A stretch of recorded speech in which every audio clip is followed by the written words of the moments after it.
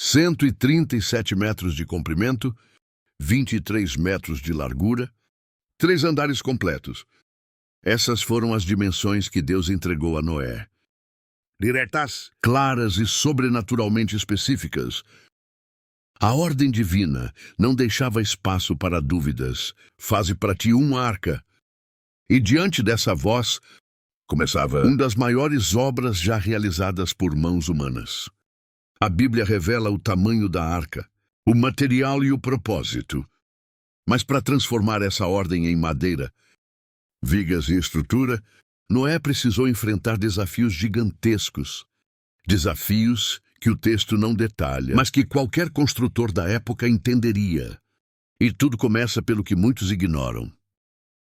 O terreno, uma estrutura com 137 metros de comprimento, não pode ser erguida em qualquer lugar, ela exige espaço amplo, firme e estável, longe de encostas perigosas e perto das florestas de cipreste, que serviriam como matéria-prima.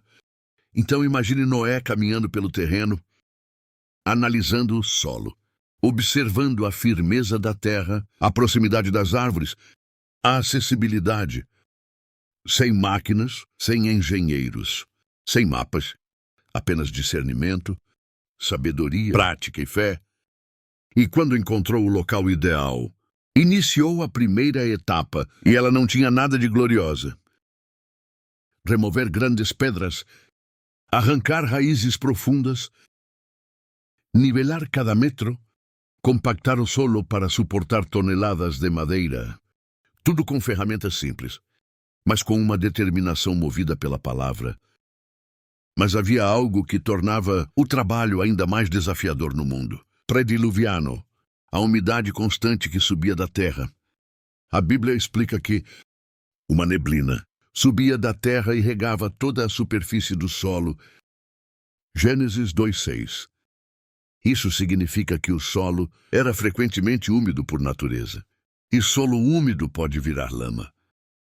Ferramentas afundam, madeira absorve umidade.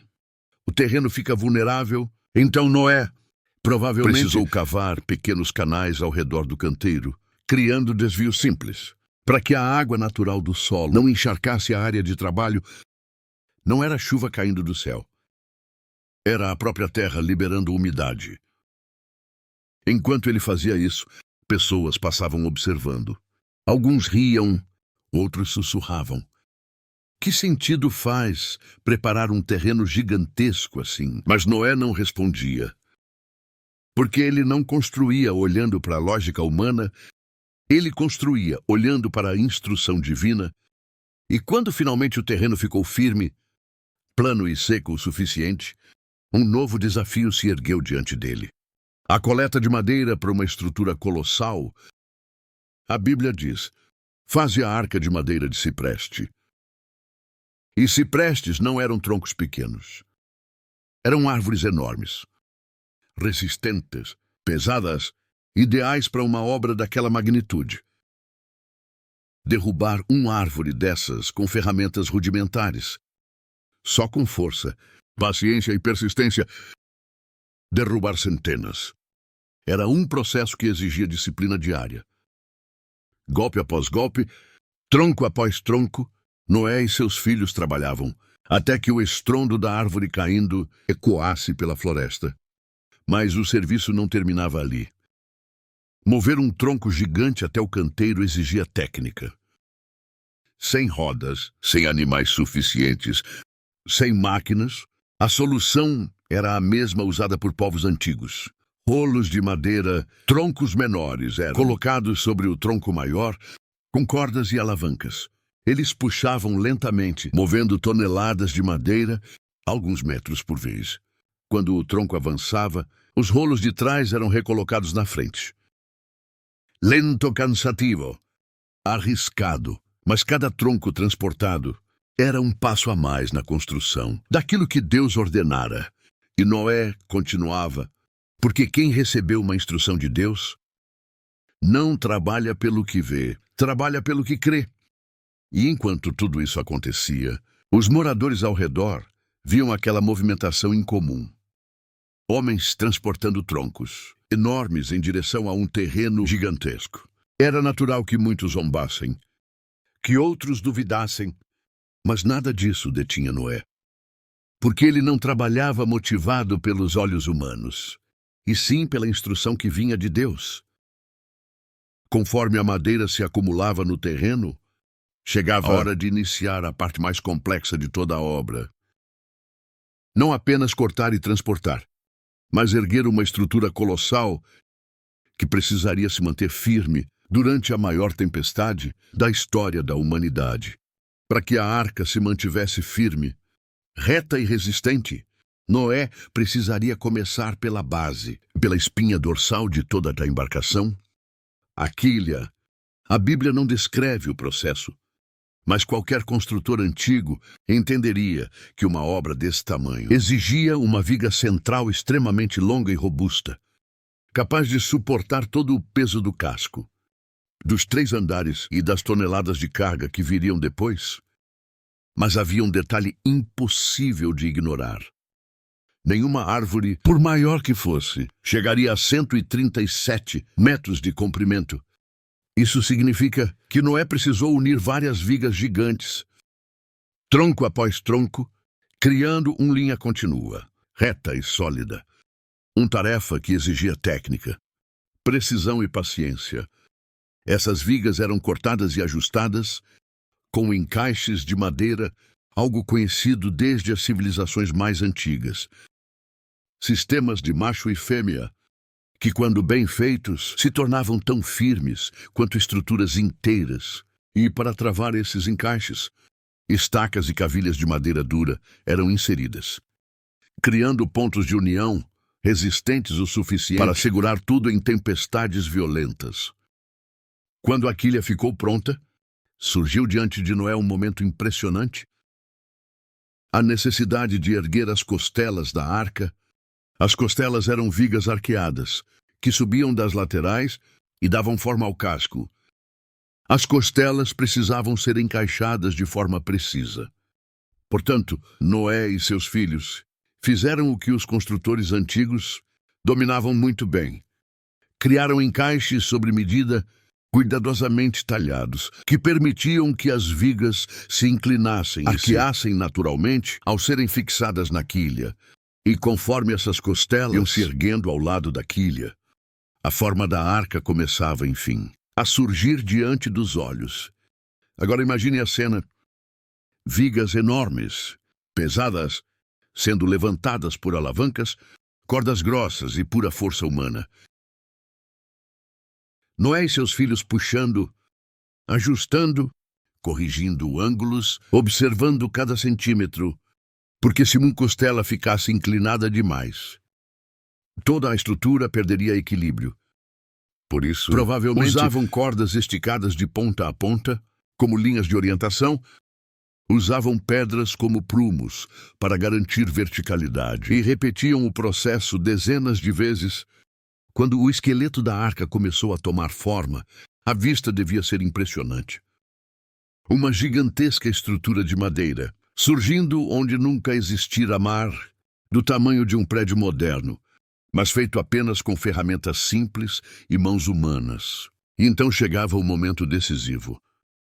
Selar a arca, porque uma estrutura bonita não basta, ela precisava ser impermeável, e Deus foi direto sobre isso.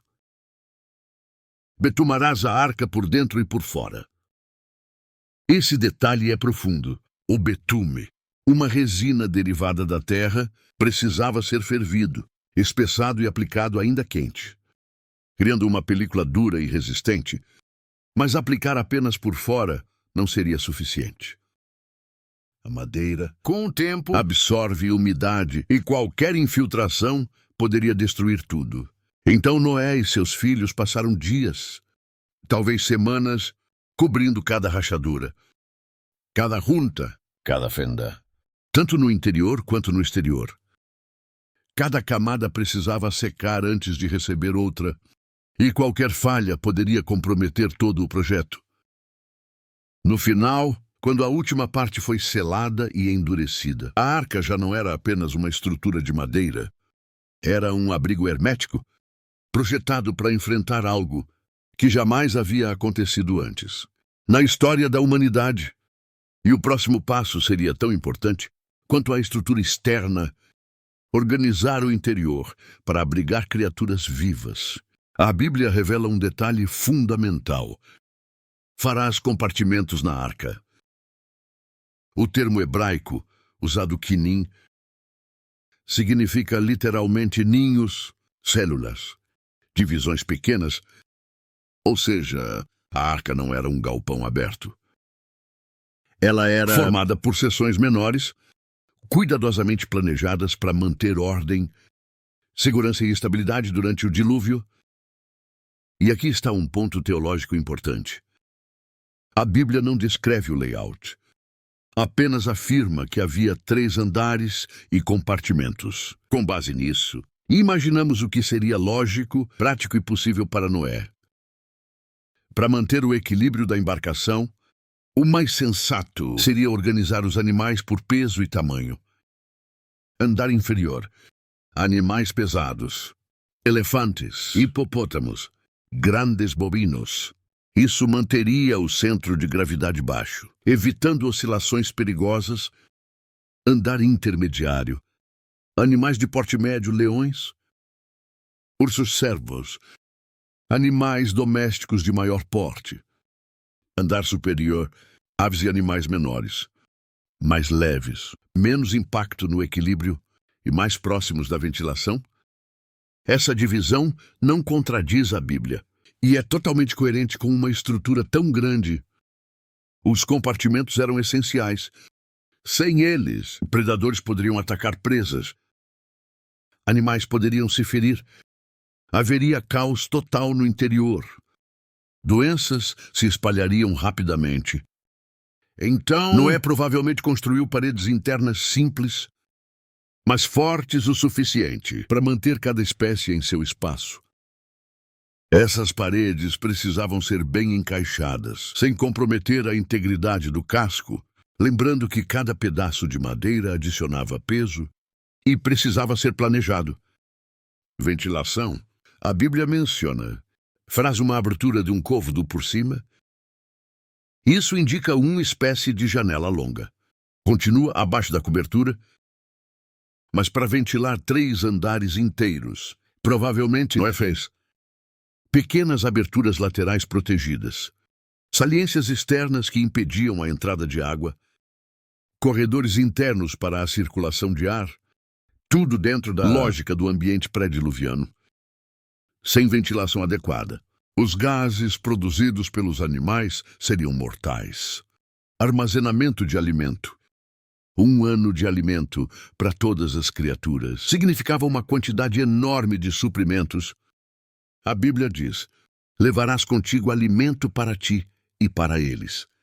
Isso incluía feno, grãos, frutos secos, raízes, água armazenada em jarros e recipientes.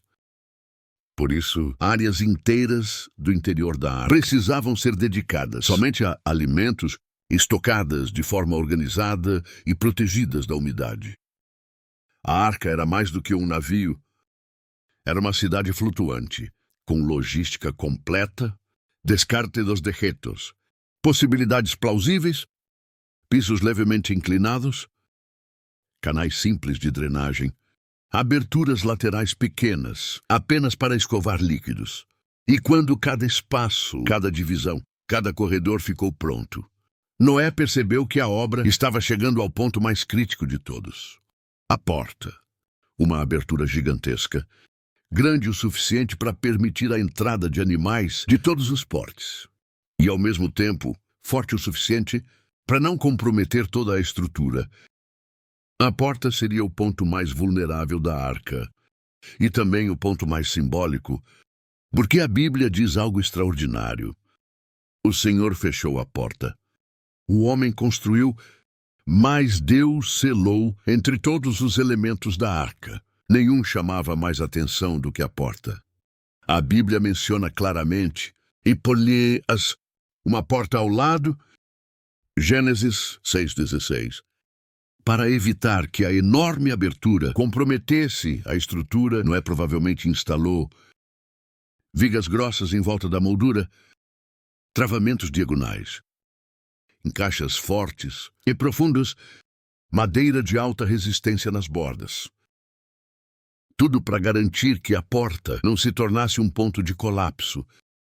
E lembre, se Noé não tinha metal suficiente para criar dobradiças enormes como as modernas, então o sistema mais plausível seria um pivô vertical. Um grande eixo de madeira reforçada no lado da porta, permitindo que ela girasse com força, mas com funcionamento estável.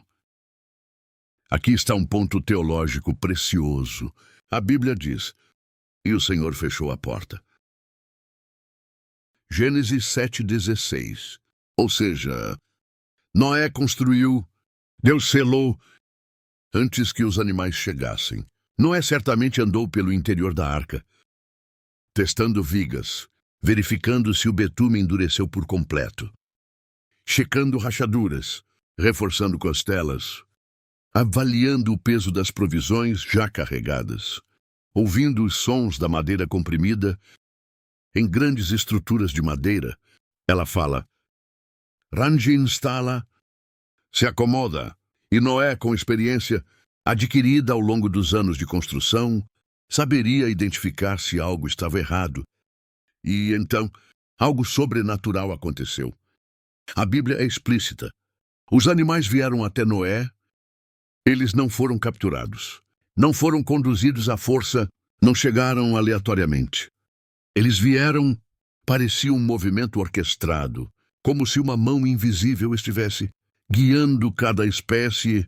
Imagine a cena: pares de animais surgindo entre árvores, aves pousando perto da entrada, criaturas selvagens caminhando tranquilamente ao lado de presas, reptais rastejando na direção exata, filhotes seguindo instintos que não aprenderam, e cada um se posicionando em ordem, sem caos, sem confusão, sem ataques.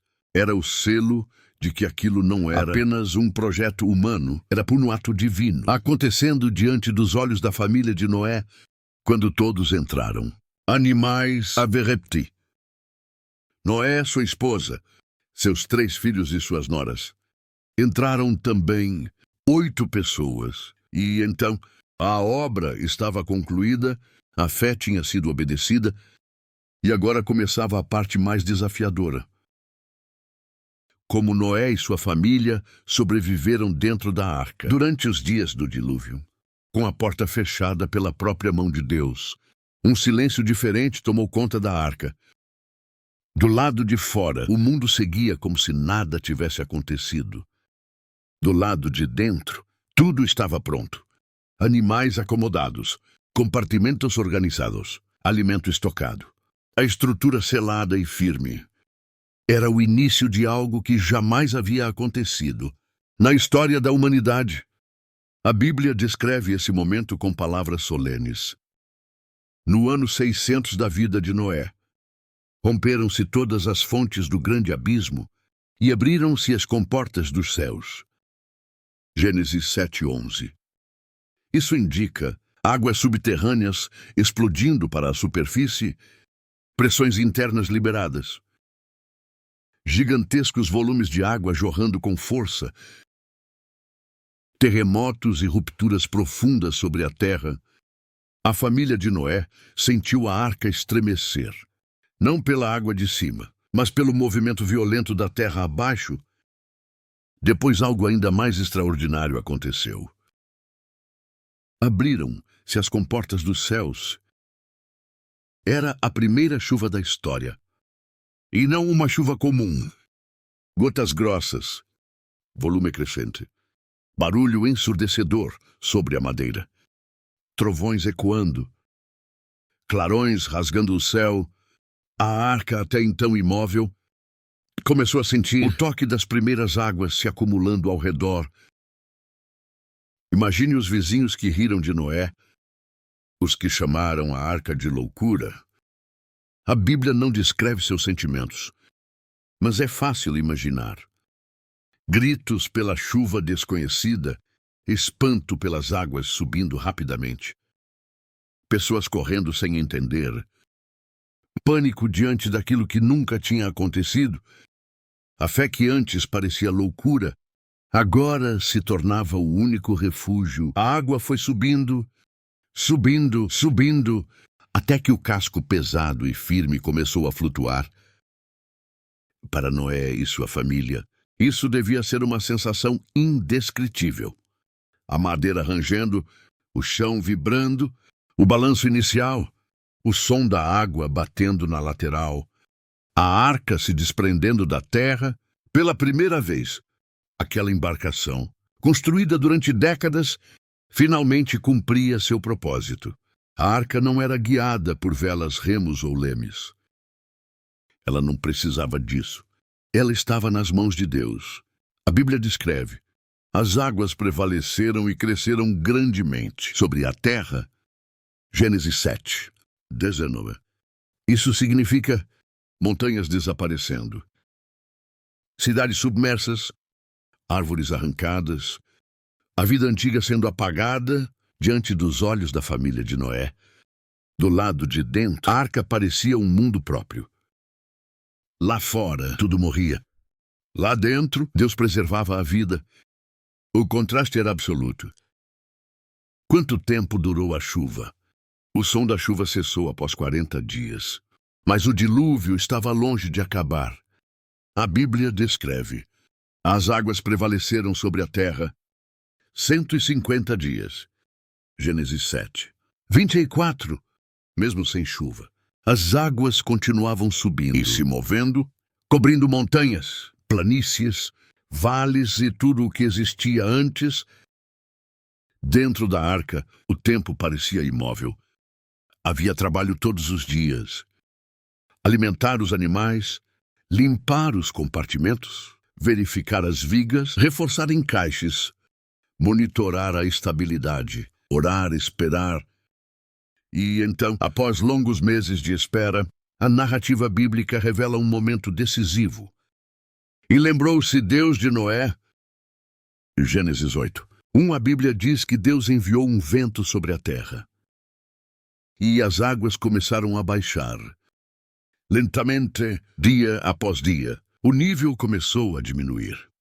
Até que a arca repousou sobre os montes de Ararat.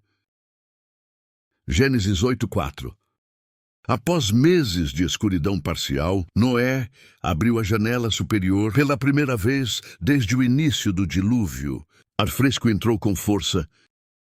Luz natural encheu o interior da arca. Mas ele ainda não tinha como saber se a terra estava pronta. Então tomou uma decisão lógica e sábia. Soltou um corvo. Depois soltou uma pomba. A pomba voltou, pois não encontrou pouso. O mundo ainda estava em águas. Uma semana depois, Noé tentou de novo. A pomba retornou, mas desta vez carregava uma folha de oliveira. Era o primeiro sinal de recomeço. Outra semana se passou. Noé soltou a pomba pela terceira vez e ela não voltou. A terra, finalmente, começava a se tornar habitável novamente. Depois de mais de um ano dentro da arca, Deus falou novamente: sai da arca, tu e tua mulher, e teus filhos, e as mulheres de teus filhos, contigo. Gênesis 8:16. E Noé obedeceu. A porta, aquela mesma que Deus havia fechado, agora era aberta. Uma luz intensa invadiu o interior. Os animais começaram a sair, espécie por espécie, seguindo seus instintos, dispersando-se pela nova terra. A família inteira pisou no solo firme, pela primeira vez em muitos meses. O cheiro de terra molhada, o ar puro, o silêncio profundo. Tudo era novo. Nada do mundo antigo tinha sobrevivido. Mas a graça de Deus preservou vida suficiente para um recomeço. Assim que deixou a arca, Noé fez algo simbólico, poderoso, memorável. Ergueu um altar ao Senhor. Ali entre rochas, lama seca e o início de uma paisagem restaurada, Noé ofereceu um sacrifício. A Bíblia descreve que Deus se agradou do cheiro suave e fez uma promessa. Nunca mais destruirei toda a vida com águas. E então colocou um sinal visível no céu, o arco-íris, uma aliança eterna, lembrando a humanidade de que, mesmo em juízo, Deus preserva um remanescente, sustenta a vida e abre um caminho de fé. Com o dilúvio encerrado, a arca havia cumprido seu propósito. Agora começava um novo capítulo. Noé e sua família repovoariam a terra. As nações surgiriam a partir dos filhos de Noé. O mundo ganharia novos ciclos, estações e limites estabelecidos por Deus. A história da redenção seguiria adiante. Daquela embarcação nasceria toda a humanidade pós-diluviana, e a arca, símbolo de obediência, fé e salvação, permaneceu como testemunho de que Deus sempre resgata aqueles que confiam na sua voz. Se você chegou até aqui, já percebeu. A arca não foi apenas um barco. Foi um ato de fé colocado em madeira. Foi a salvação preservada em 3 andares. Foi a resposta divina ao pecado e, ao mesmo tempo, a prova do amor de Deus pela vida. Mas a história de Noé não termina na arca. Existe muito mais sobre o recomeço da humanidade. A nova aliança, as gerações que vieram depois. E como tudo isso se conecta ao plano maior de Deus? Clique agora no vídeo ao lado para descobrir o que aconteceu depois do dilúvio e como isso moldou toda a história bíblica.